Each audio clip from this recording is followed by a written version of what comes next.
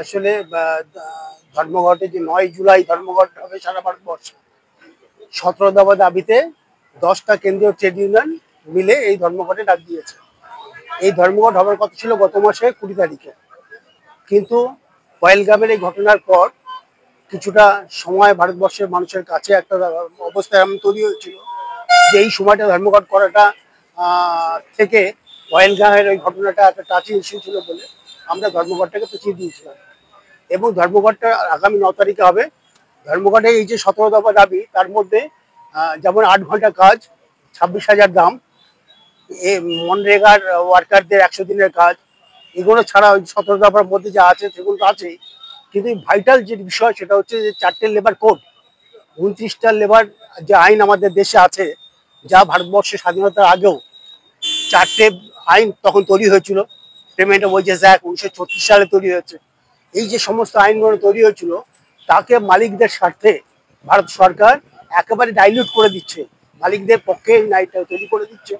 এবং তারা এমনভাবে আইনটা তৈরি করছে যে আইনটা লাগু যদি হয়ে যায় ১৯৪৭ সালের আগে ভারতবর্ষের শ্রমিকদের যে অবস্থা ছিল ঠিক তার থেকেও খারাপ অবস্থা হয়ে যাবে। কারণ তখন ব্রিটিশদের বিরুদ্ধে শ্রমিকরা লড়ছিল, স্বাধীনতা আন্দোলন লড়াই করছিল, মানুষের লড়াইয়ের একটা প্রবৃত্তি হয়েছিল এখানে যে আমরা ছাড়বো না, আমরা লড়ে যাব, এমন একটা মানুষ সেই সময় একটা আন্দোলনের মধ্যে ছিল। আর আজকে ভারতবর্ষের দেশ স্বাধীন হয়েছে, কিন্তু সেই স্বাধীন ভারতবর্ষে যে আইন তারা তৈরি করছে, যে আইন ব্রিটিশরা আইন তৈরি করতে লজ্জা পেয়েছিল, সেই আইনটাকে এরা ফিরিয়ে নিয়ে আসছে, সেই আইনটাকে তৈরি করে দিচ্ছে।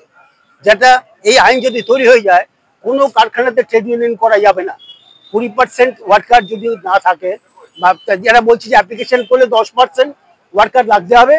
এবং এখন কি আছে, এখন ৭ জন সই করলে পারে একটা ট্রেড ইউনিয়ন রেজিস্ট্রি করা যায়, কিন্তু এরা বলছে যে একটা কারখানা তো হয় ১০০ জন অথবা 10% লোক থাকতে হবে, তবেই তারা ইউনিয়ন ট্রেড ইউনিয়নটা করতে পারবে। এবং প্রতি বছর এটাকে আবার পরীক্ষা দিতে হবে। প্রতি বছর যদি 10%-এর একজন কমে যায় বা ১০০ জনের মধ্যে ৯৯ জন হয়ে যায়, তখনই আবার এটা কিন্তু তারা রেজিস্টার এই ট্রেড ইউনিয়নটাকে ক্যান্সেল করে দেবে। এবং এছাড়া পেমেন্ট অফ ওয়েজেস অ্যাক্টের ব্যাপারে, তার যে বেনিফিটসের যে ব্যাপারে যেগুলো, অর্থাৎ সমস্ত দিক দিয়ে এমন আইন করে দিয়েছে যে আইন ভারতবর্ষের একেবারে দাস প্রথা চালু হয়ে যাবে। ফলে একে লড়তে হবে, এ যতদিন না এটাকে পরিত্রাণ পাওয়া যাচ্ছে ততদিন লড়াই চলবে।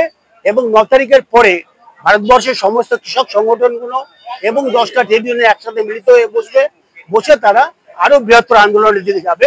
আমরা ছাড়বো না, অর্থাৎ ভারতবর্ষের মানুষ এই লড়াই শেষ লড়াই লড়ে ছাড়বে, এই হচ্ছে অবস্থা। তার জন্য এই ধর্মঘটকে সফল করতে হবে।